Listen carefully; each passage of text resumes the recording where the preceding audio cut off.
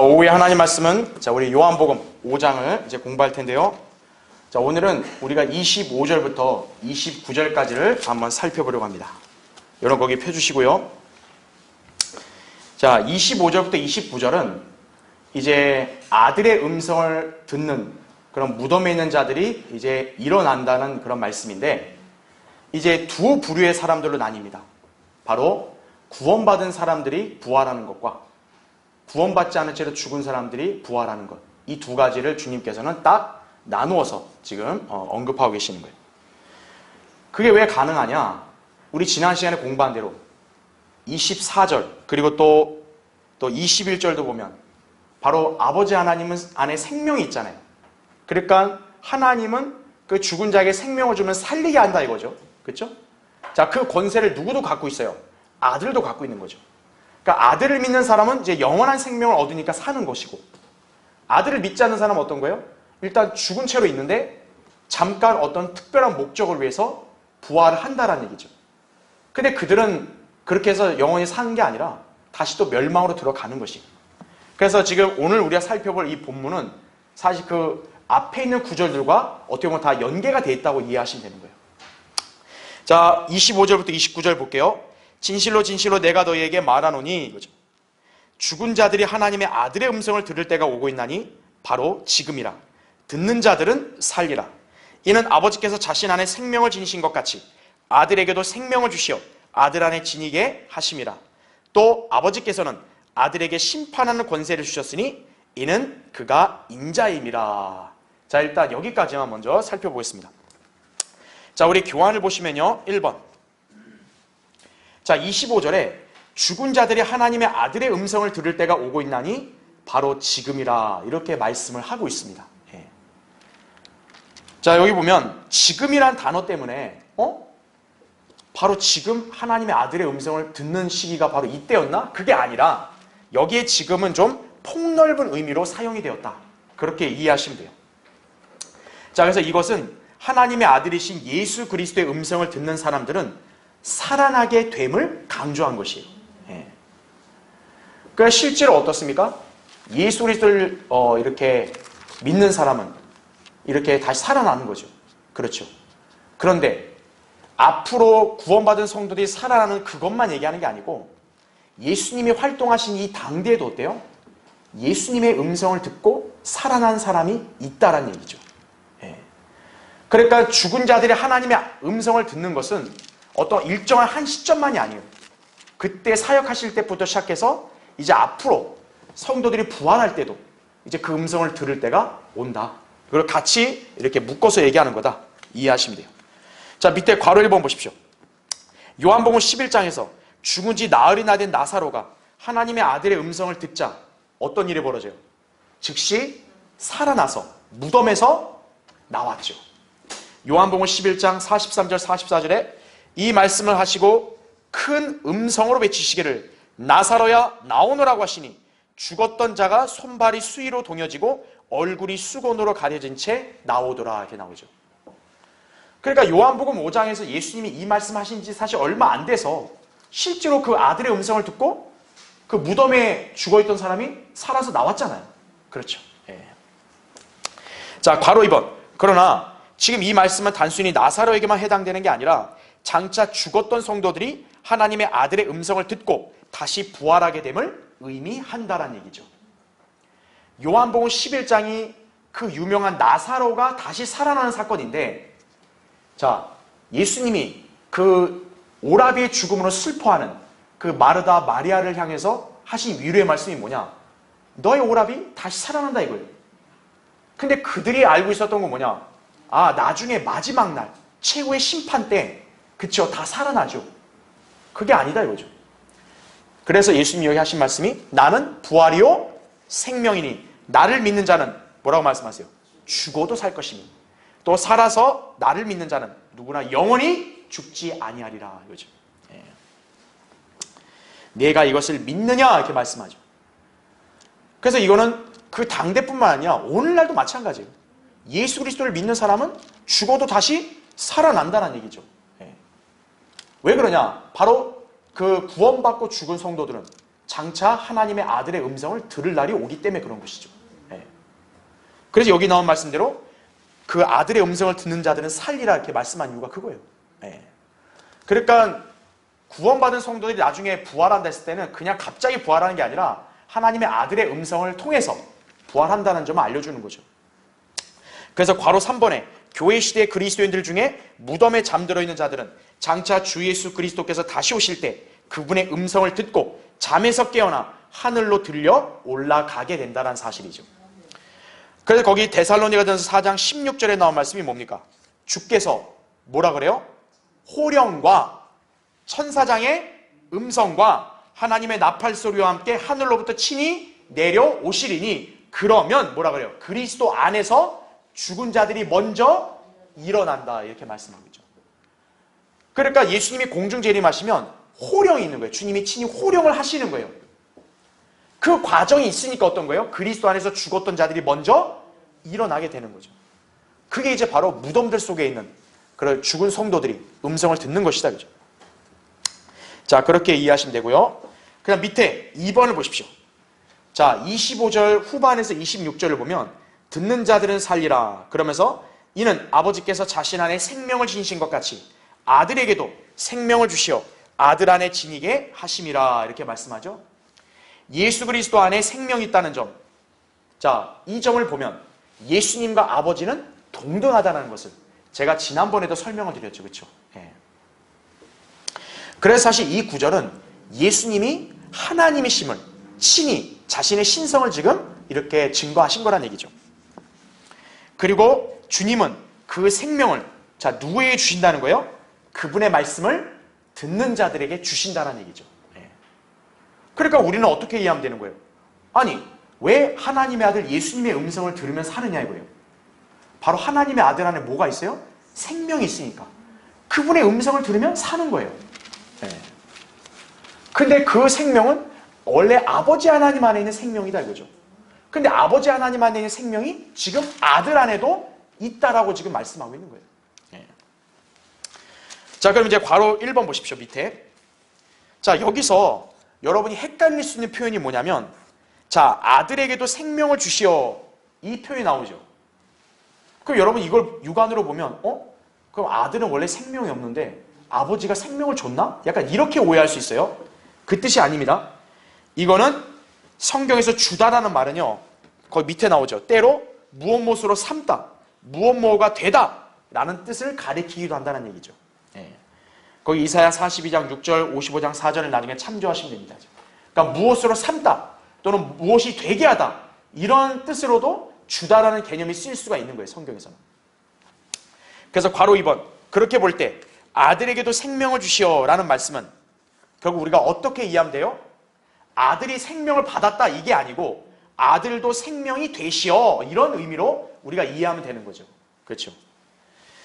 그래서 예수 그리스도께서는 아버지 하나님과 마찬가지로 그분 안에 생명이 있으시다는 얘기죠. 이건 우리가 요한복음 처음 시작할 때부터 제가 언급했잖아요. 요한복음 1장 4절에 그분 안에 생명이 있으니 그 생명은 사람들의 빛이라 이렇게 말하는 거죠. 예. 자, 밑에 괄호 3번 그래서 예수 그리스도께서는 그래서 그분은 요한복음에 보면 나는 뭐 생명의 빵이다, 나는 세상의 빛이다, 나는 뭐뭐다 이렇게 얘기하면서 또 어떤 얘기 되냐? 나는 생명이다 이렇게 얘기하는 거죠. 그게 요한복음 11장 25절, 14장 6절에 나오죠. 예수님은 생명의 근원이라는 점에서 아버지 하나님과 동등한 분이시다 이거죠. 모든 생명은 하나님께로부터 나오며 주님께서는 이 생명을 창조물들에게 나누어 주신다는 얘기죠. 이 때문에 죽은 자들일지라도 그 다음 페이지 하나님의 아들의 음성을 들으면 바로 어떻게 되는 거예요? 살아날 수가 있다라는 점이죠. 예. 그러니까 여러분은 이 말씀에 그 담겨있는 진리를 우리가 잘 이해할 수 있겠죠. 그렇죠? 아, 왜 하나님의 아들의 음성을 들으면 산다고 했냐? 바로 하나님의 아들 안에 생명이 있다 이거죠. 이 생명은 원래 아버지 안에 있는 생명이다 이거죠. 고로 두 분은 동등한 분이시다 이거죠. 예. 그러니까 하나님은 생명을 주실 수 있는 분 아니에요. 그러니까 아들도 생명을 줄 수 있는 거죠. 예. 그 생명이 어떻게 주어지냐? 그분의 음성을 들어야 생명이 주어진다는 얘기죠. 예. 자, 그래서 그 다음 괄호 4번 메뉴에 보면 한편 자 듣는 자들은 살리라. 자, 이 말씀이 있죠. 그렇죠? 자, 분명히 예수 그리스도의 말씀을 통해서 실제적으로 부활하죠. 근데 여기는 그것만 얘기하는 게 아니라 영적인 생명에도 적용이 됩니다. 다시 말하면, 자, 주님의 음성은 곧 그분의 뭐와 똑같아요? 말씀과 똑같죠. 예. 자, 하나님의 말씀을 듣고 그분을 영접한 사람은 누구나 영이 거듭나고 혼이 구원받게 되는 거죠. 베드로전서 1장 23절 25절에 나온다 이죠. 결국 주님의 음성을 듣는 자들은 일단 영적으로 살아나는 거죠. 자, 아까 우리 오전 성경 공부할 때 신약 성도들의 영적인 부활을 얘기했단 말이에요. 그렇죠? 예. 자, 왜 신약 성도들의 영이 거듭날 수 있는 거예요? 하나님의 말씀을 듣고 믿었으니까. 예. 그럼 바로 듣는 자들은 살리라. 이 말이 영적인 개념으로도 적용이 가능하다는 얘기죠. 예. 그래서 우리 성도들은 하나님 말씀 복음을 들어묻고 믿어서 영이 살아난 거죠. 그리고 장차 이제 그분의 음성을 통해서 우리 이제 부활한다는 얘기죠. 그렇죠? 그렇게 이해하시면 됩니다. 그다음 밑에 3번. 자, 27절에는 이런 말씀이 있습니다. 또 아버지께서는 아들에게 심판하는 권세를 주셨으니 이는 그가 인자이심이라. 이렇게 나오죠? 자, 여기도 표현을 보면 주셨다란 말이 나오죠? 심판하는 권세를 주셨으니. 그러니까 원래 없는데 주어졌다. 이 개념이라기보다는 아까 제가 26절 설명할 때도 생명을 주시어라는 게 생명이 되다라는 뜻이었잖아요. 그러니까 여기서도 그렇게 이해하면 되겠죠. 아, 심판하는 권세를 그냥 갖게 되신 거다. 이렇게 이해하면 되는 거죠. 자, 심판하는 권세를 가진 하나님이 공의로우신 것처럼 예수 그리스도께서도 공의로운 분이심을 바로 언급을 한 거란 얘기죠. 네. 그럼 우리가 여기서 볼 수 있는 게 왜 심판하는 권세를 아버지가 행하지 않고 아들이 그걸 행하게 하느냐 이거죠. 여기에 그 이유를 예수님이 친히 언급하죠. 바로 예수님이 뭐니까? 인자니까 심판하는 권세를 행한다는 거죠. 인자. 그렇죠? 자, 이게 왜 중요한지 보세요. 바로 1번. 하나님은 공의로우신 분이기에 자, 그분의 심판 또한 공의롭다라는 점을 우리는 알 수 있는 거죠.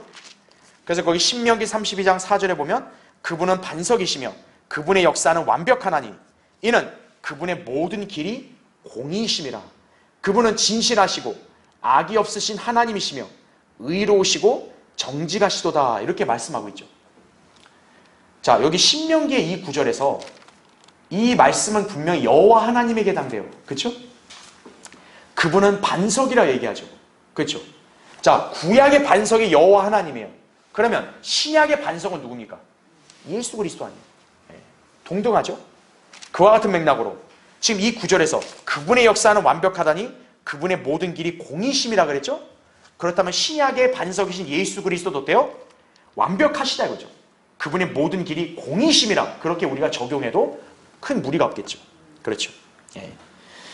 그래서 아버지 하나님이 공의로우시니까 심판을 이렇게 정확하게 할 수 있죠. 아들도 그렇게 할 수 있다는 얘기죠.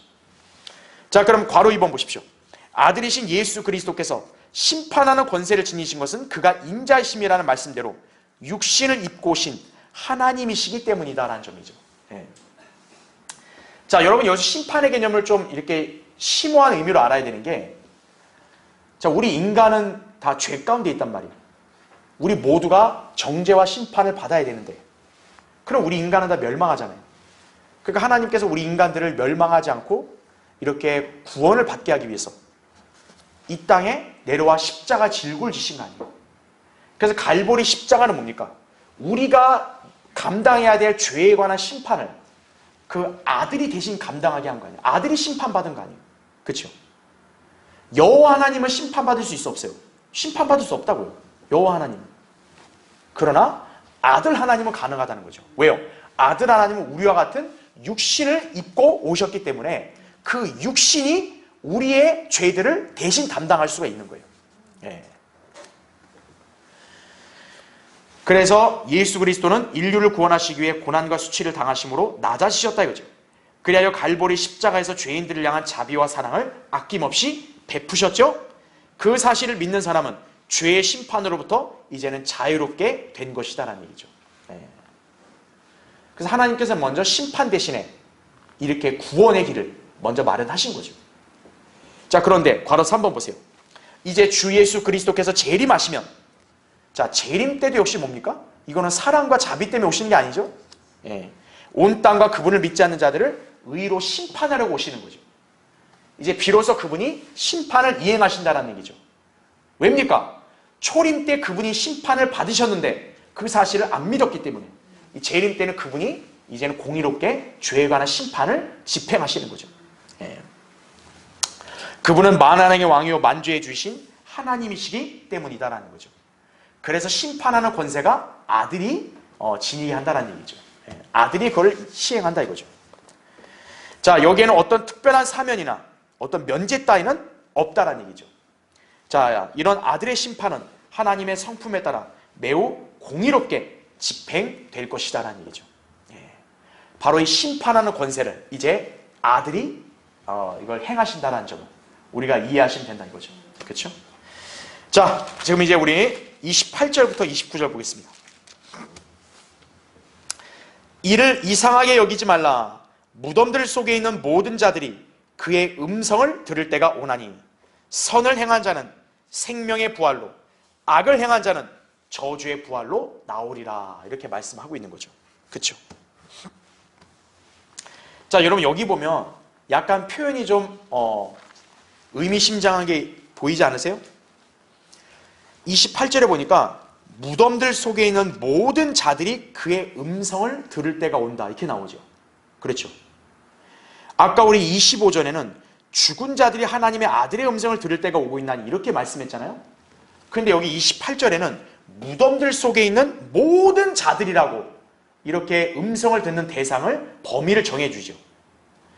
그래서 여러분 교환을 보세요. 1번에 무덤들 속에 있는 이 모든 자들이라 했을 때는 그 다음 절에 보니까 선을 행한 자도 있고 악을 행한 자도 있는 거죠. 그래서 주 예수 그리스도의 음성을 듣는 자들의 범위가 자 구원받은 성도들을 넘어서 지금 모든 죽은 자들로 확대되고 있음을 우리는 주목해야 된다는 얘기죠. 아까까지는 아들을 믿는 사람들이 그 음성을 듣고 사는 건데 지금 여기서 예수님은 그 범위를 넓혀서 무덤들 속에 있는 모든 자들이 이제는 아들의 음성을 들을 때가 온다 이렇게 말씀하고 있는 거죠. 그러면서 뭐라 그래요? 선을 행한 자는 생명의 부활, 악을 행한 자는 저주의 부활. 그 말인즉 무덤들 속에 있는 모든 자들이 했을 때는 선을 행한 자도 있고 악을 행한 자도 있고 어쨌든 그 모든 죽은 자들은 하나님의 아들의 음성을 듣고 어떻다는 거예요?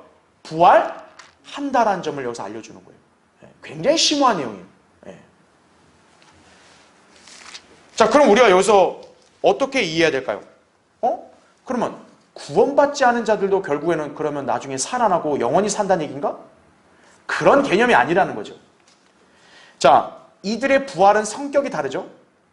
성도들은 생명의 부활로 오는 거고 구원받지 않은 죄인들은 저주의 부활로 오는 거예요. 왜 이게 갈리냐? 그 갈리는 이유는 바로 이것 때문입니다. 거기 나온 대로 백보자 심판에 서는 것 때문에 바로 갈린다는 사실이죠. 자, 밑에 괄호 1번 보십시오. 그래서 여기 무덤들 속에 있는 모든 자들은 자, 무덤들에 있다는 얘기는 살아있는 사람이에요? 죽은 사람이에요? 죽은 사람들이죠. 그러니까 모든 죽은 자들을 다 포함하는 거예요. 총칭해서 무덤들 속에 있는 모든 자들이라 말하는 거예요. 그래서 선을 행한 의인들이 있는가 하면 악을 행한 악인들도 있다란 얘기죠. 그런데 여기서 나온 표현이 뭐예요? 선을 행하면서 구원받든 악을 행해서 저주를 받든 결국 그들 모두는 하나님의 아들의 음성을 듣는다 안 듣는다? 듣는다라는 얘기죠. 들으면 어쨌든 부활하는 거예요. 그럼 왜 부활하냐? 거기 나오죠. 하나님 앞에서 심판받기 위해서 부활한다는 얘기죠. 자, 그럼 이제 괄호 2번 보십시오. 이 심판은 바로 마지막 날에 있을 무슨 심판이라고요? 백보자 심판이라는 얘기죠. 자, 그래서 여러분이 이 구절을 읽으면서 이해해야 될 게 뭐냐? 지금 예수님이 이 말씀하신 목적은 뭐냐면 바로 마지막 날 이제 백보자 심판 때 이제 두 부류의 사람들이 이제 각각 달리 부활할 것이라는 걸 여기서 언급하고 있는 거예요. 예.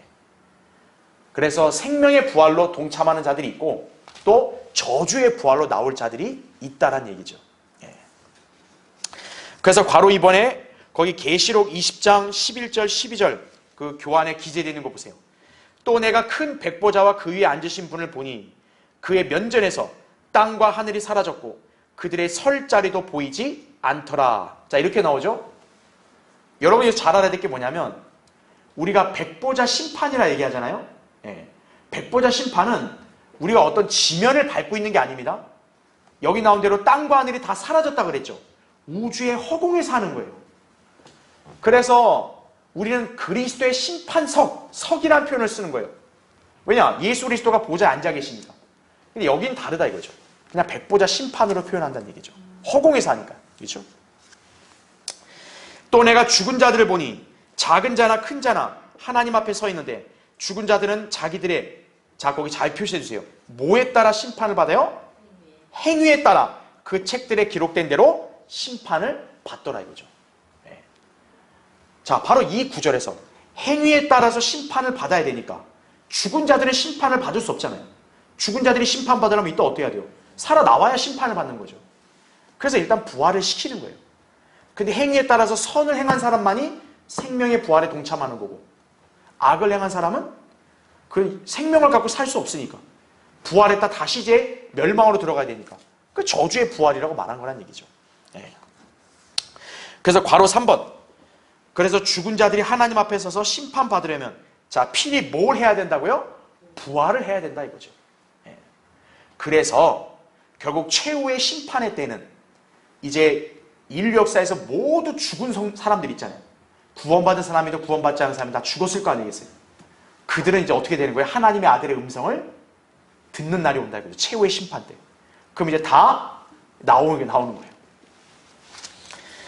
자, 그러면 거기 괄호 4번 보세요. 그래서 다니엘 12장 2절에서 이 두 부활의 성격에 관해서 어떻게 진술하고 있냐? 땅의 흙 속에서 잠자는 많은 사람들이 어떻게 된대요? 깨어날 것이며 이렇게 나오죠?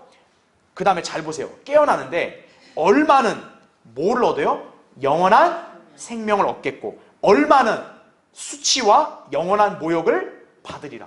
그러니까 여기에 보면 땅의 흙 속, 어떻게 보면 다 이게 무덤이잖아요. 다 그 안에 장사된 사람들이 다 깨어 일어난다 그랬죠. 근데 깨어 일어나는데 모두가 똑같은 부활하는 게 아니라 얼마는 영원한 생명을 얻는 것이고 얼마는 영원한 수치와 모욕을 당하는 거다 이거죠. 이게 지금 예수님이 말씀하신 선을 행한 자의 생명의 부활과 악을 행한 자의 저주의 부활이다. 그렇게 여러분이 딱 구분하시면 되는 거예요. 자, 이들의 운명이 극명하게 갈리는 것은 바로 백보자 심판에서 자신들의 행위에 따라 심판의 결과가 완전히 다르기 때문이다라는 얘기죠. 그래서 밑에 괄호 5번 보세요. 결국 모든 사람들은 예외 없이 부활하게 된다라는 얘기죠. 바울은 이 점에 대해서 자신을 비롯한 모든 유대인들이 믿고 있었음을 증언했다라는 얘기죠. 그래서 거기 기록된 거 보세요. 저 사람들 스스로 받아들이고 있듯이, 그 다음 잘 보세요. 의인과 불의한 자가 다, 그 다음 페이지요.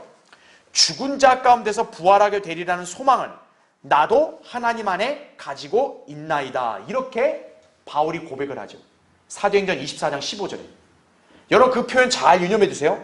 지금 바울이 얘기하는 게 뭐냐면 바울을 고소한 사람들이 누구예요? 유대인들이에요. 그러니까 바울이 자기를 변호할 때 지금 자기를 고소한 이 유대인들은 이들이 갖고 있는 신앙도 나도 갖고 있다는 거죠.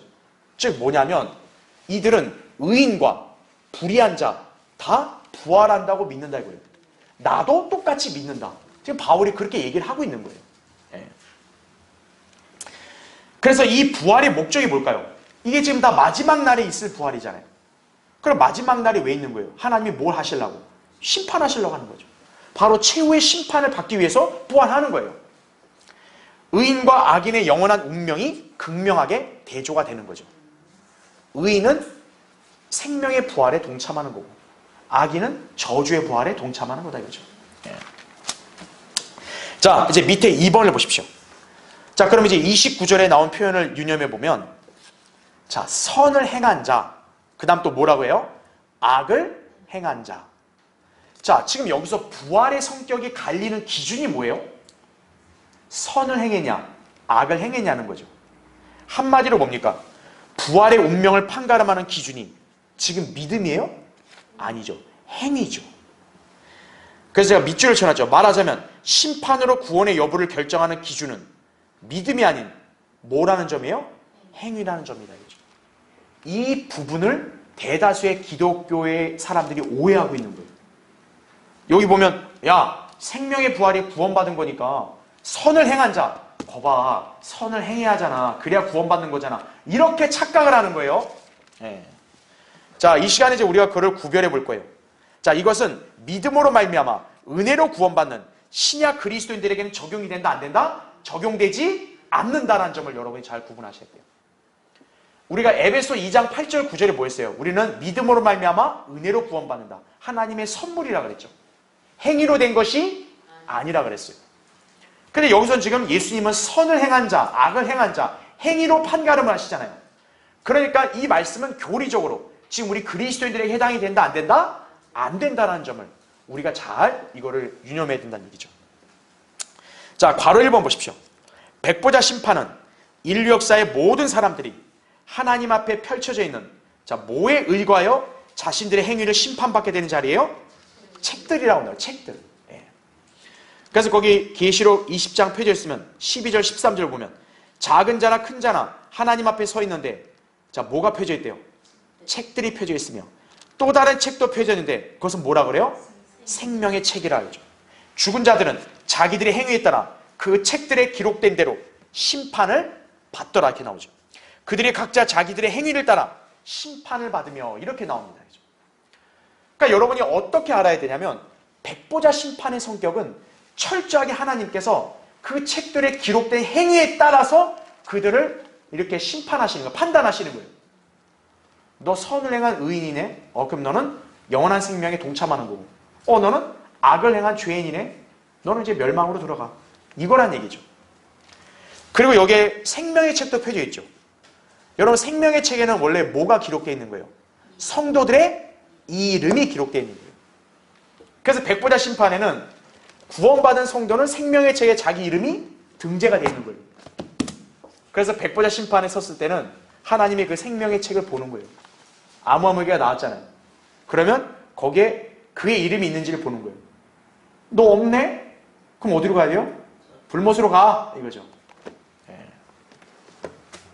그렇게 갈리는 거라는 거죠. 자, 괄호 2번 보십시오. 하나님은 공의로운 심판주로서 모든 인간들의 은밀한 일들, 행위들을 심판하시는 분이다, 이거죠. 그러니까 여러분이 알아야 될 게 뭐냐면, 예수님도 지금 행위에 따라서 심판받는다는 얘기를 하시니까, 이게 뭐 성경이 뭐 어쩔 때는 믿음으로 구원받는다, 어쩔 때 행위로 심판받는다, 헷갈릴 필요 없어요. 신구약을 통관해 보면 하나님은 인간들이 행한 모든 행위에 대해서 심판하시는 분이에요. 그걸 강조했어요. 그러니까 그거는 예수님도 예외가 없는 거예요. 무조건 인간들의 행위에 따라 심판하시는 거예요. 그래서 거기 보시면 인간은 그 심판을 대비하기 위해서 하나님을 두려워하며 계명들을 지키는, 뭐가 요구되는 거예요? 행위가 요구되는 거죠. 그래서 거기 교환에 나오죠. 전도서 12장 13절 14절에 전체 일의 결론을 들을지니 뭐라 그래요? 하나님을 두려워하고 그의 계명들을 지키라. 행위죠, 그렇죠? 근데 뭐라 그래요? 이것이 사람의 뭐라 그래요? 모든 의무니. 왜 의무라 그럴까요? 그 밑에 보세요. 하나님께서 선이든 악이든 모든 행위와 모든 은밀한 것들을 다 어떻게 하신다? 심판하실 것입니다. 그래서 의무라는 거죠. 심판에 예외가 없으니 너희들이 그 심판에서 영원한 생명 얻고 구원받으려면 어떻게 해야 된다? 너 하나님을 두려워하고 계명을 지켜야 된다, 이거예요. 이게 하나님의 법칙이에요. 자, 그러면 밑에 괄호 3번 보세요. 여기서 행위에 근거하여 구원을 받은 사람들과 그렇지 않은 사람들이 나뉘게 되는 거죠. 자, 사실 선을 행하고도 죄를 짓지 않는 자들은 있습니까, 없습니까? 없다고 전도서 7장 20절에 나와요. 그래서 하나님의 기준에 미달되는 죄인들의 이름은 생명의 책에 등재되지 않게 된다는 얘기죠. 그러면 계시록 20장 15절에 나온 말씀대로 누구든지 생명의 책에 기록되지 않은 자들은 어떻게 된대요? 불못에 던져지더라. 이 말씀대로 뭐를 당한다? 둘째 사망을 당하게 된다는 얘기죠. 그럼 밑에 괄호 4번 보십시오. 이에 반해 하나님을 두려워하고 그분의 계명들을 지키는 사람들은 자신의 행함으로 뭐를 받게 돼요? 구원을 받게 된다, 이거죠. 자, 이들이 바로 주님의 말씀대로 뭐를 행한 자요? 선을 행한 자에 속하는 것이에요. 자, 이들 역시 어디에 선다고요? 백보자 심판에 서게 되는데, 자, 그러면 여러분이 오해하지 말아야 될 게, 아니 백보자 심판은 그냥 다 불못에 보내려고 심판하는 거 아니에요. 그렇게 오해할 수 있는데 백보자 심판은 구원받지 않은 죄인들만 심판한 자리가 아닙니다. 거기에는 누구도 서는 거예요? 구원받은 성도들도 그 자리에 서는 거예요. 그럼 왜 설까요? 그 사람들은? 그 사람 지옥 가는 게 아니잖아요. 그 사람들은 그 심판에 따라 상을 받으려고 서는 것이에요. 자, 우리 한번 성경을 찾아볼까요? 계시록 11장 한번 보십시오. 11장 거기 18절 보시면요.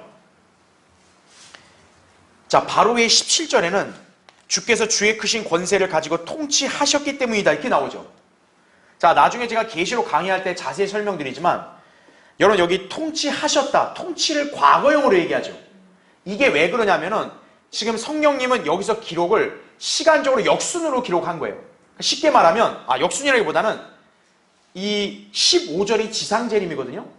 그런데 천년왕국을 건너뛴 거예요. 천년왕국을 건너뛰어서 17절에는 통치하셨다. 천년왕국을 그냥 과거 시제 한 줄로 그냥 요약해버린 거예요. 2장에서는. 그러면 18절은 뭐냐? 민족들이 분노하나 주의 진노가 임하였고 죽은 자들의 때가 임하였으니 이는 그들이 심판받으며 이렇게 나오죠. 그럼 여기에 심판은 당연히 무슨 심판이겠어요? 이미 천년왕국이 지났으니까 백보자 심판을 가리키는 거예요. 네. 그러니까 여러분 여기서 오해하면 안 됩니다. 그러니까 여기 14절 15절에 재림에 관한 그런 말씀이 나오고 나면 원래 천년왕국이 나와야 되는데 지금 여기 11장에서는 천년왕국에 대해서 자세한 설명 안 하고 그냥 과거형으로 딱 한 줄로 건너뛴 거예요. 천년왕국 건너뛰신 거예요. 그냥. 그러니까 이미 천년왕국이 과거가 된 거예요. 그러면서 18절에 심판받으며 심판이 현재로 나오죠. 백보자 심판을 가리키는 거란 얘기죠. 그럼 계속 보세요. 주께서 거기 잘 표시해 주세요. 주의 종들이 누구요? 선지자들과 성도들과 주의 이름을 두려워하는 크고 작은 자들에게는 자 뭐를 주신다? 상을 주시며 땅을 훼손한 자들을 멸망시키려 하심이니다라고 하더라. 이렇게 말씀을 하고 있는 것이죠. 그래서 우리가 알 수 있는 게 뭡니까? 백보자 심판에는 여기 보면 구원받은 성도들도 행위로 구원받은 성도들도 그 자리에 선다라는 얘기죠. 그 자리에 서면 이 사람들은 이미 구원을 받은 거니까 부활한 상태잖아요. 그대로 이제 상을 받는 것이. 자, 여기 잠깐 보시면요. 자, 여기서 지금 예수님은 자, 선을 행한 자, 악을 행한 자, 이 사람들은 생명의 부활이고 이 사람들은 저주의 부활이다 이렇게 나오잖아요. 그러니까 이게 뭐냐면 이거는 순전히 행위로 지금 심판을 하신 거잖아요. 그렇죠? 바로 이 일이 언제 있을 거냐?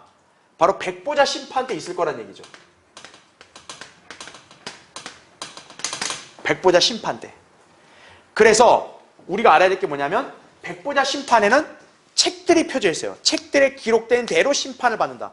그 책들은 자기들의 행위가 과연 이 책들에 부합한지를 비교해보고 판단하시겠죠. 그래서 선을 행한 자는 그 행위가 선하니까 생명의 부활이 돼서 이들은 뭐를 받아요? 상을 받는 것입니다. 자, 제가 이건 예전에도 한번 설명드렸는데 성경에 보면 자, 행위로 구원받은 성도들은 구원과 동시에 뭐도 받는다 그랬어요? 유업과 상도 같이 받는다 그랬어요. 성경에 보면은 유업이나 상은 항상 뭐의 대가로 받는 거예요? 행위의 대가로 받는 거예요. 우리 구원은 뭡니까? 우리는 행위로 구원받은 게 아니라 믿음으로 구원받은 거죠. 그러니까 믿음으로 구원받았기 때문에 우리 행함과 관계없이 우리 구원은 그냥 영원히 있는 거예요. 그냥 받은 거니까. 다만 그리스도인이 상을 받는 거, 유업받는 것은 그거는 철저히 그리스도인도 뭐에 따른 거예요? 행위에 따른 거란 얘기죠. 그리스도인이 성경대로 믿고 주님을 섬기는 삶을 이 땅에서 행위로 잘 살았으면 그리스도의 심판석에 상을 받는 거고 만약 그걸 안 했다면 상이 있어 없어요? 상이 없는 거죠. 이 사람들도 행위를 올바로 했으니까 뭐가 주어지는 거예요? 상이 주어지는 거죠. 이 사람들은 생명과 상이 같이 주어지는 거죠.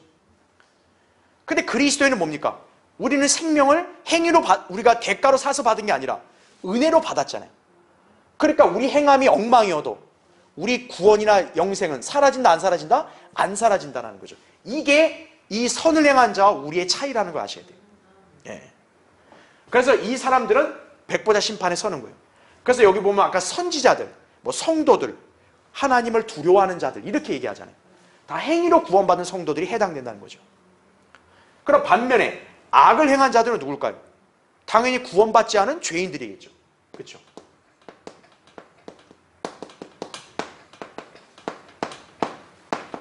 이 구원받지 않은 죄인들은 지금 현재 시대만이 아니겠죠.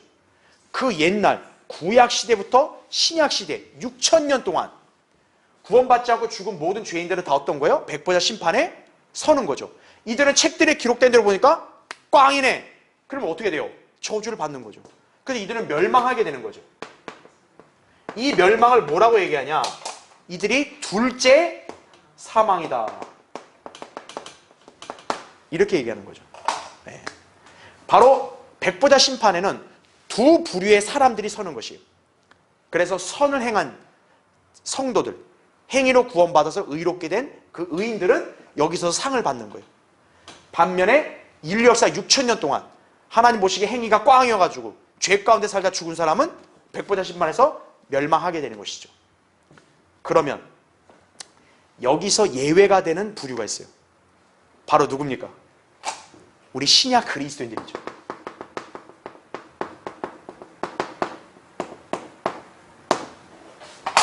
왜 신약 그리스도인들은 백보자 심판에 안 설까요? 우리 이미 어디에서 심판받았어요? 그리스도의 심판 속에서 심판받았죠. 우리도 행함에 따라 심판받아요. 그런데 우리와 이 사람들의 차이는 뭡니까? 이 사람들은 자기들이 노력과 행위로 어떻게 보면 구원을 얻은 사람들이고, 우리는 구원을 은혜로 거저 받은 사람들이고, 차이가 나는 거죠. 그러니까 우리는 이미 행위 심판을 받았기 때문에 여기서 또 행위의 심판을 받을 필요 있다 없다? 없다는 거죠. 안 쓰는 거예요. 그 다음에 중요한 거, 신약 그리스도인들은 단순한 어떤 구원받은 성도들과는 다른 신분의 사람들이에요. 우리는 하나님의 뭡니까? 아들들이에요. 하나님의 아들들이 바로 성경에는 누구라 그래요? 천사들이라 얘기한다. 그죠? 예. 구약에도 하나님의 아들들이 있었죠. 우리 창세기 공부할 때 천사들이죠. 근데 그들이 타락했죠. 지위를 잃어버렸죠. 그 지위가 신약에서 누구에게 넘어온 거예요? 그리스도인들이 넘어온 거예요. 그래서 성경에서 뭐라고 말씀하냐? 바울이 우리 그리스도인들은 백보자 심판에 서는 게 아니라 우리는 백보자 심판에서 천사들도 심판한다 이거죠. 우리는 심판하는 자리에 있는 거지 심판을 받는 자리에 있는 게 아니라는 거죠. 이게 다른 시대의 성도들과 신약 그리스도인들의 위상의 결정적 차이라는 거 아셔야 돼요. 이 시대에 구원받은 사람만큼 가장 큰 은혜를 받은 사람이 없는 거예요. 그걸 여러분이 알아야 된다 그죠? 그렇죠? 그래서 이 차이점을 잘 여러분이 기억하셔야 돼요. 바로 5번에 그래서 지금 예수님 말씀하신 선을 행한 자, 악을 행한 자 했을 때는 지금 예수님은 신약 시대의 성도들, 우리 그리스도인들을 염두에 두고 이 말씀을 하신 게 아니다라는 거죠. 지금 예수님 말씀을 듣는 대상이 누구입니까? 유대인들 아니에요. 유대인들은 철저하게 행위로 구원받아야 되는 사람들이니까 예수님은 지금 그 유대인들을 대상으로 먼저 말씀하신 거고, 그런데 이제 이따 설명드리겠지만 이 말씀은 유대인들만 해당되는 게 아니라 바로 대환란 때를 사는 환란 성도들에게도 이 말씀이 해당된다는 사실이죠. 예. 왜? 환란 성도들도 뭐가 필요해요? 구원받으려면 행위가 필요하니까요. 예. 그래서 여기서 빠지는 대상은 누구예요? 그리스도인들만 빠지는 것이에요. 예. 그걸 여러분이 잘 구분할 수 있어야 한다는 얘기죠. 자, 요한계시록 펴져 있으면 여러분 거기 22장 한번 보세요. 22장 14절 15절. 그의 계명들을 어떻게 하는 자들? 행하는 자들은 복이 있나니 이는 그들이, 자 보세요, 생명나무에 대한 권리를 가지며, 이렇게 나오죠. 또 그 문들을 통하여 도성 안으로 들어가게 하려 함이니라, 이렇게 나오죠. 여러분, 생명나무의 과실을 먹어야 생명을 얻는 거죠. 그러니까 여기서 지금 계명들을 행하는 자들, 바로 이게 예수님 말씀하신 선을 행하는 자들인 거죠. 바로 이들이 이 생명나무의 과실을 먹음으로써 생명을 이제 마침내 영생을 얻는 것이에요. 그렇죠? 근데 반면에 15절 보세요. 그러나 개들과 마술사들과 음행자들과 살인자들과 우상숭배자들과 누구든지 거짓말을 즐겨 행하는 자는 모두 다 어디에 있다? 바깥에 있으리라. 이 바깥에 있다는 얘기는 불못에 있다라는 얘기예요. 예. 바로 이 자들이 누구냐면 악을 행한 자들에 속한다는 얘기죠. 행위가 죄악으로 가득 차서 구원받지 않은 사람들이 다 여기에 해당되는 거예요. 그러니까 이 사람들은 뭡니까? 생명나무의 그 권리가 없는 거죠. 생명나무를 먹어야 영생을 얻는 건데 생명을 못 얻는 거죠. 생명 못 얻으면 뭐예요? 멸망이죠. 그냥 둘째 사망이죠. 그래서 이들은 불못으로 던져진다. 그래서 이들은 이렇게 되기 때문에 이들이 부활한다 해서 그건 결국 좋은 부활이 아니에요. 그래서 저주의 부활이라고 얘기하는 거예요. 이들이 저주의 부활하는 목적은 결국 이렇게 될 거니까 잠깐 살아났다가 심판받고 이대로 딱 분리되는 거예요. 예, 불못에 던져지는 거예요. 예. 자, 바로 그 구절이 있기 때문에 그래서 지금 예수님이 하신 말씀은 바로 요한계시록 22장에서 선을 행해서 행위로 구원받은 그 성도들이 생명나무의 권리를 갖기 때문에 생명의 부활을 얘기할 수 있는 거고, 그렇지 않은 사람들은 저주의 부활이다 이거죠. 왜? 멸망하니까.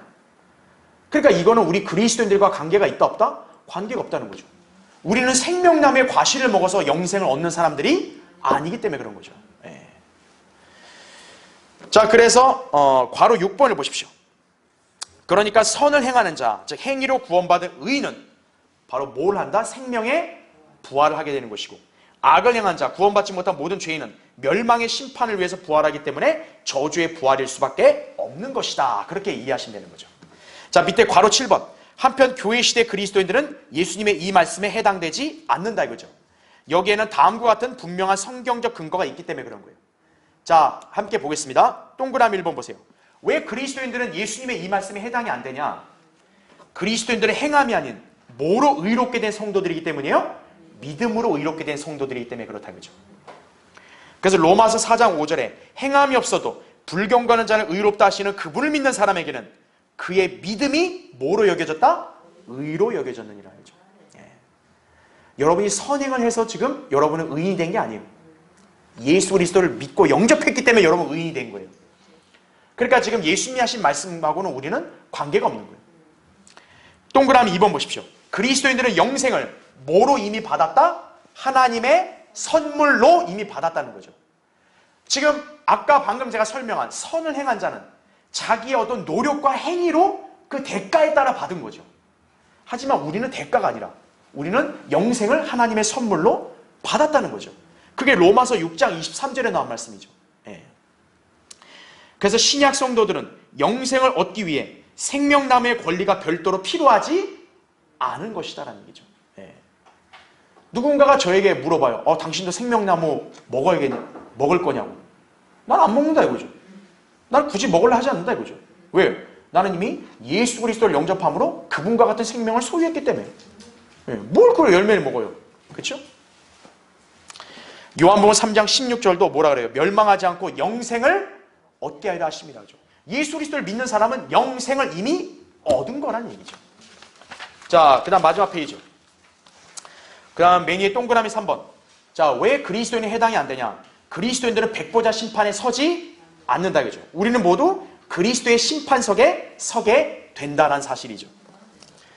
행위로 구원받은 의인들은 백보자 심판에서 상을 받지만 그리스도인들은 훨씬 그 이전에 저 하늘에서 있을 그리스도의 심판석에 나아가 상을 받게 될 것이다 이거죠. 그게 고린도전서 3장 12절부터 15절에 나온 말씀이죠. 그 다음에 동그라미 4번은 오히려 그리스도인들은 백보자 심판에서 심판받는 게 아니라 그리스도와 함께 심판하게 될 것이다 이거죠. 그래서 거기 고린도서 6장 2절에 나오죠. 너희는 성도들이 뭐라 그래요? 세상을 심판하려는 것을 알지 못하느냐? 세상이 너희에게 심판을 받을진데 너희가 지극히 작은 일들을 심판할 역량도 없느냐? 이렇게 반문하고 있는 거죠. 이 말이 무슨 뜻이에요? 성도들은 나중에 세상을 심판할 것이다 이거죠. 예수 그리스도가 심판 주시고 우리는 일종의 배심원들과 똑같은 거예요. 그리스도인들은. 예, 함께 심판하는 거예요. 그래서 우리는 백보자 심판에 서지 않으니까 여기에 선을 행하는 자에 속하지를 않는다. 그렇게 이해하면 되는 거죠. 자, 이제 마지막 3번을 보겠습니다. 자, 생명의 부활로 저주의 부활로 29절에 나와요. 여러분 지금 보면 분명히 죽은 자들이 하나님의 아들의 음성을 듣고 무덤에서 다 나와요. 근데 문제가 이들이 동시적으로 다 나오는 게 아니라 시간의 간격이 있다라는 얘기죠. 그러니까 예수님이 생명의 부활, 저주의 부활을 딱 나눈 것은 같은 시기에 한 번에 이 부활이 있는 게 아니라 이 두 부활 사이에 시간적인 간격이 있다라는 점을 여기서 암시해 주신 거예요. 자, 우린 그걸 어디서 볼 수 있냐? 여러분 요한계시록 20장 보세요. 자, 20장 4절은 뭐냐면 4절부터 읽을게요. 또 내가 보좌들을 보니 그들이 그 위에 앉았는데 심판이 그들에게 주어졌더라. 또 예수에 대한 증거와 하나님의 말씀으로 인하여 목배임을 당한 사람들의 혼들도 보았는데 그들은 그 짐승에게나 그 형상에게 경배하지 아니하였을 뿐만 아니라 그의 표를 그들의 이마 위에나 손에도 받지 아니하였더라 이거죠. 이게 환난 성도들이란 걸 다 우리가 다 알 수 있는 거죠. 그렇죠? 그러므로 그들은 살아서 그리스도와 함께 천년을 통치하더라 이렇게 나오죠. 그러니까 이들은 예수 그리스도가 재림하시고 나면 천년 왕국의 통치에 같이 동참하는 거예요. 근데 우리가 알다시피 천년 왕국 바로 직전에 대환란이 있었잖아요. 그러니까 여기 환난 성도들이 지금 천년 왕국의 통치에 참여한다는 얘기는 이 환난 성도들이 언제 부활한다는 얘기예요. 예수 그리스도 재림 직전에 부활한다는 얘기죠. 부활을 해야 예수님이 재림해서 천년 왕국 때 같이 통치하고 참여하는 거죠. 그렇죠? 자, 그래서 5절 보세요. 그러나 죽은 자들 가운데서 그 나머지는 이란 말이 나오죠. 천년이 끝날 때까지 다시 산다 못 산다? 살지 못하리라. 그럼 이들이 누구겠어요? 죽은 자들 가운데 나머지는. 여기 환난 성도들처럼 구원받은 성도들이 아니라 구원받지 않고 죽은 사람들을 말하겠죠. 그러니까 이 사람들은 천년왕국 기간 이전에 부활하는 게 아니라는 얘기죠. 그래서 뭐라 그래요? 이것이 무슨 부활이라? 첫 번째 부활이라 이렇게 말한다. 첫 번째 부활. 여러분 이 표현 잘 기억해 주세요. 첫 번째 부활. 그래서 6절에 첫 번째 부활에 참여하는 자는 복되고 거룩하도다. 둘째 사망이 그들을 다스리는 권세가 없고 오히려 그들이 하나님과 그리스도의 제사장들이 되어 천년 동안 그와 함께 통치하리라 이렇게 말씀하고 있죠. 여러분 하나님과 그리스도의 제사장들이 누굽니까? 사실 신약의 그리스도인들을 가리키는 거죠. 그리스도인들도 천년 동안 통치한다 그랬죠? 아하, 그러면 그리스도인들도 당연히 천년왕국 이전에 이미 부활을 했다라는 걸 우리가 볼 수 있는 거죠. 그렇죠. 자, 그래서 우리가 이 부분을 좀 알아야 될 게 괄호 1번 보시면 배교한 성경 개정자들, 설교자들, 신학자들은 본문을 신약의 그리스도인들에게 적용하여 마치 백보자 심판에서 행위로 구원받아 생명의 부활하는 것으로 오해한다 이거죠. 물론 생명의 부활에는 그리스도인들의 부활도 포함되지만 지금 여기 예수님이 말씀하신 내용은 철저히 누구에게 해당된다고요? 유대인들과 환난 성도들의 첫 번째 부활에 해당된다 이거죠. 그리고 구원받지 않고 죽은 자들의 저주의 부활에 이렇게 적용이 된다는 점이에요. 자, 한번 잠깐 다시 볼게요. 자, 생명의 부활이란 말이 나오잖아요. 그리고 저주의 부활이란 말이 나오잖아요. 일반 성경 주석가들이나 개정자들이나 신학자들, 목사들은 이 요한복음 5장을 신약 그리스도인들에게 적용을 시켜요. 그러면 어떤 오류에 빠져요? 그럼 난 선을 행해야겠네? 그래야 생명의 부활에 가겠네? 악을 행하면 저주의 부활이네? 이렇게 착각을 하는 거예요. 근데 그게 왜 틀립니까? 자, 여기 보면 아들의 음성을 듣고 두 부류의 사람들이 부활하잖아요. 근데 우리가 알다시피 신약 교회는 모두가 예수님이 공중재림에서 음성을 들을 때 다 그들이 부활하는 거 아니겠어요? 그러면 거기에 구원받지 않은 성도로 부활한 사람 있어요? 없잖아요. 우리가 교회가 휴거될 그 시기에 하나님께서 호령을 하시는 것은 그 호령을 듣고 그리스도 안에서 죽은 자들이 부활하는 거. 그리스도 안에서 죽은 자들 중에 구원 안 받은 사람 있어요? 없죠. 그건 다 구원받은 사람들에게 해당되죠. 근데 지금 예수님 말씀은 아들의 음성을 듣고 나올 때 구원받은 사람도 나오고 구원받지 않은 사람도 나온다 이렇게 얘기하잖아요. 그러니까 이거를 갖다가 그리스도인 휴거에다 적용시키면 안 된다는 얘기예요. 또 여기 행위를 얘기하잖아요. 그걸 깡그리 무시해버리니까 여봐라, 행위로 구원받아야 돼, 선을 행해라 이렇게 얘기하는 거예요. 그러면 안 된다는 얘기죠. 이거는 철저하게 지금 예수님이 유대인들, 초림 때는 유대인들에게 설교하시니까 그들과 환란 시대 성도들에게 해당되는 말씀이라는 얘기죠. 자, 그런데 우리가 여기서 오해하지 말아야 될 것은 그런 생명의 부활에는 그리스도인이 해당이 안 되냐? 그건 아닙니다. 생명의 부활, 그리스도인도 어때요? 부활 왜요? 생명을 가지니까 부활한 거 아니겠어요? 그래서 우리가 이걸 잘 나눠야 돼요. 자, 그래서 어떻게 우리가 나눌 수 있냐? 이 생명의 부활은 어느 한 시대의 성도에게만 해당되는 게 아니라 여러 시대의 성도들에게 다 해당이 됩니다. 그래서 생명의 부활은 어느 한 날에만 한 번에 있는 게 아니라 여러 번 있다라고 이렇게 이해하시면 돼요. 먼저 첫 번째, 어느 성도들이 부활했습니까? 구약 성도들. 우리 오전 성경 공부됐죠? 예수님 부활할 때 구약 성도들 부활했죠. 두 번째, 신약 성도들. 그렇죠? 세 번째는 누구도 부활합니까? 환난 성도들. 자, 이들만 부활할까요? 한 부류가 더 있습니다. 네 번째, 천년왕국 때도 구원받은 사람이 있을 거 아니에요. 그렇죠? 그러면 천년왕국 때 구원받고 죽은 사람도 있을 거 아니에요. 그 사람들 백보자 심판에 서요 안 서요? 서야죠. 백보자 심판 설라면 어떻게 해야 돼요? 그들도 부활해야죠.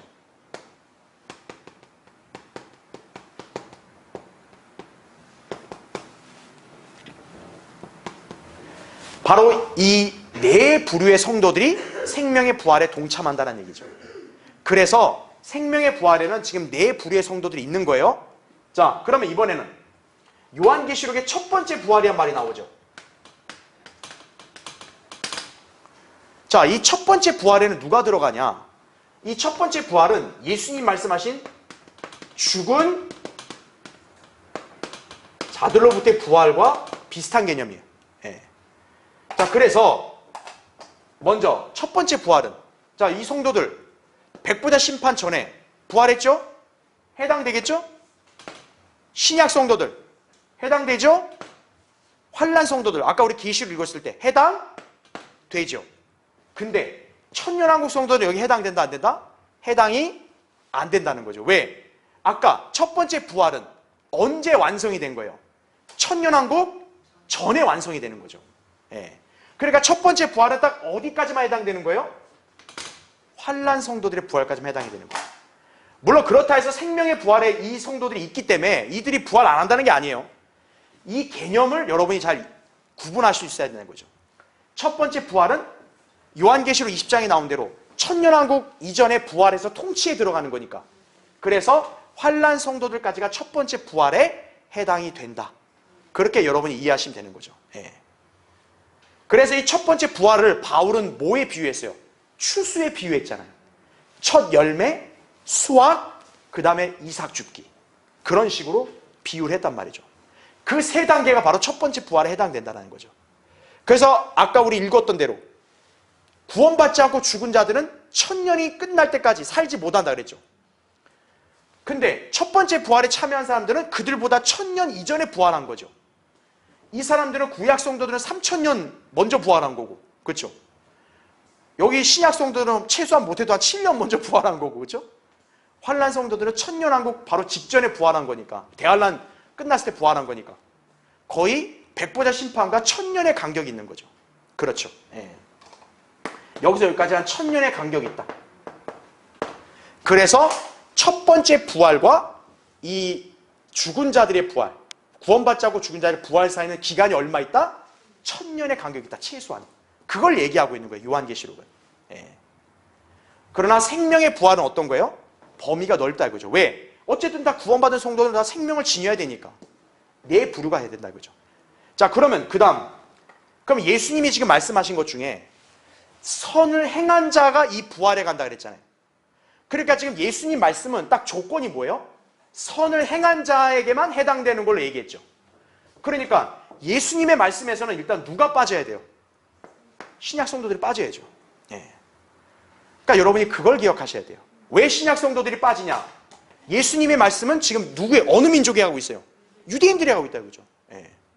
유대인들은 구약 성도들이고 또 나중에 환난 성도들이 되니까. 그렇죠? 그래서 예수님 말씀에서 생명의 부활을 얘기했을 때는 신약 성도들을 제외한 나머지 성도들을 가리킨다. 그렇게 이해하시면 되고, 요한계시록에서 첫 번째 부활은 뭐예요? 천년왕국 성도들 빼고 구약, 신약, 환난 이 세 부류의 성도들의 부활을 얘기한다. 그렇게 여러분이 딱 구분하셔야 돼요. 그래야 헷갈리지 않는 거예요. 그거를 전제로 하게 되면 어떻게 되는 거예요? 이게 결국 같게 되는 거예요. 예. 그러니까 여러분은 그 점을 잘 이해하셔야 되는 거죠. 그러니까 예수님의 말씀은 선을 행한 사람들을 기준으로 말한 거니까 행위가 없이 믿음으로 구원받은 성도는 빠져야죠. 예수님 말씀에서는. 근데 예수님 말씀에서 그게 아니라 그냥 순수하게 생명의 부활에 했을 때는 네 부류가 다 해당이 되는 거고, 반대로 요한계시록 20장의 첫 번째 부활에 이거를 적용시키려면 천년왕국 성도들은 빠져야죠. 왜냐하면 천년왕국 이전에 부활하니까 이 사람들은 다. 예. 그렇게 구분하시면 된다는 얘기죠. 예. 자, 그러면 이제 다음 시간에 계속 이어서 공부하겠습니다.